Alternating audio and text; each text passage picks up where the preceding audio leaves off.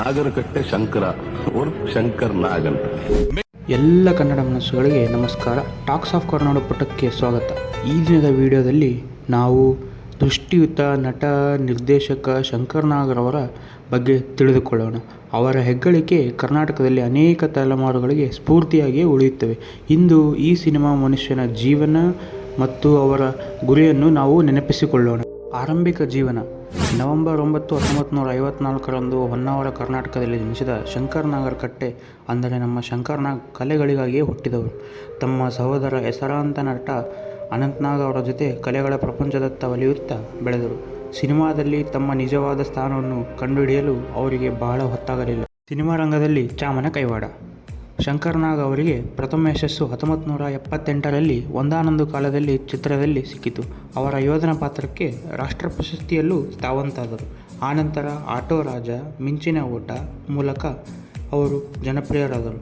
ಆದರೆ ನಟನಾಗಿ ಮಾತ್ರವಲ್ಲ, ಅವರು ಮತ್ತೊಂದು ಮಹತ್ತರ ಗುರಿಯನ್ನು ಹೊಂದಿದ್ದರು.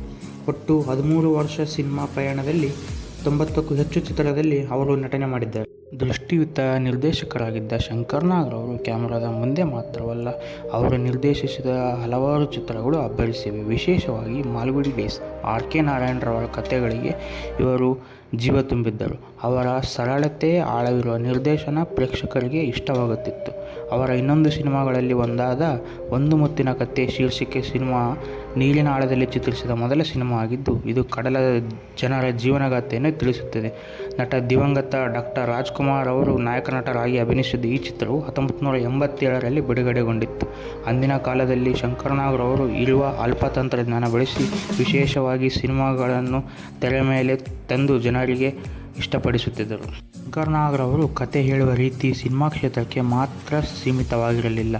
ಶಂಕರ್ ನಾಗ್ ಅವರು ರಂಗಭೂಮಿ ಕಲಾವಿದರಾಗಿಯೂ ಕೆಲಸ ಮಾಡಿದ್ದಾರೆ. ಕರ್ನಾಟಕದಲ್ಲಿ ಶಂಕರ್ ನಾಗ್ ಅವರು ರಂಗಭೂಮಿ ಕ್ಷೇತ್ರಕ್ಕೆ ತಮ್ಮದೇ ಆದ ಕೊಡುಗೆ ನೀಡಿದ್ದಾರೆ. ಇಂದಿನ ರಂಗಶಂಕರ ಇವರ ಕನಸಾಗಿತ್ತು. ಸಾಮಾಜಿಕ ಕ್ಷೇತ್ರಗಳಲ್ಲಿ ಶಂಕರ್ ನಾಗ್ ಅವರು ಬಹಳ ಅಪಾರವಾದ ಕೊಡುಗೆಯನ್ನು ನೀಡಿದ್ದಾರೆ. 80ರ ದಶಕದ ಬೆಂಗಳೂರಿನ ಮೆಟ್ರೋ ಕನಸು, ನಂದಿ ಬೆಟ್ಟಕ್ಕೆ ರೋಪ್ವೇ, ಕರ್ನಾಟಕದ ಬಡ ಜನರಿಗೆ 8 ದಿನಗಳಲ್ಲಿ ಉತ್ತಮ ಗುಣಮಟ್ಟವಾದ ಕೃತಕ ಮನೆ ನಿರ್ಮಾಣ, ಇನ್ನೂ ಹಲವು ಇವರ ಕನಸಾಗಿದ್ದವು. ಎಲ್ಲ ಆಟೋ ಚಾಲಕರು ಶಂಕರ್ ಅಣ್ಣನವರನ್ನು ಆಟೋ ರಾಜ ಎಂದೇ ಕರೆಯುತ್ತಾರೆ.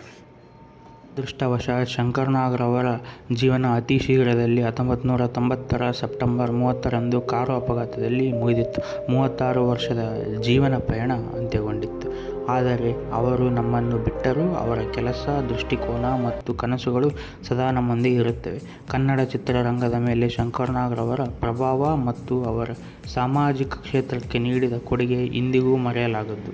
ಶಂಕರ್ ನಾಗ್ ಅವರು ಕೇವಲ ನಟ, ನಿರ್ದೇಶಕರಾಗಿ ಮಾತ್ರವಿರಲಿಲ್ಲ. ಅವರು ಕೆಲಸಗಾರ, ಕನಸುಗಾರ. ಅವರ ದೃಷ್ಟಿಕೋನ ಬಹಳ ದೊಡ್ಡದಾಗಿತ್ತು ಮತ್ತು ಅವರು ಕರ್ನಾಟಕದ ಸತ್ಯಮಾನವರಾಗಿದ್ದರು. ಅವರ ಕೆಲಸಗಳು ಇನ್ನೂ ಹಲವು ಜನರಿಗೆ ಸ್ಫೂರ್ತಿಯಾಗಿಯೇ ಉಳಿದಿವೆ. ಈ ವಿಡಿಯೋ ಇಷ್ಟ ಆದಲ್ಲಿ ಲೈಕ್, ಶೇರ್ ಆ್ಯಂಡ್ ಸಬ್ಸ್ಕ್ರೈಬ್ ಮಾಡಿ. ಮತ್ತೆ ಮುಂದಿನ ವಿಡಿಯೋದಲ್ಲಿ ಸಿಗೋಣ ಸ್ನೇಹಿತರೆ. ಧನ್ಯವಾದಗಳು.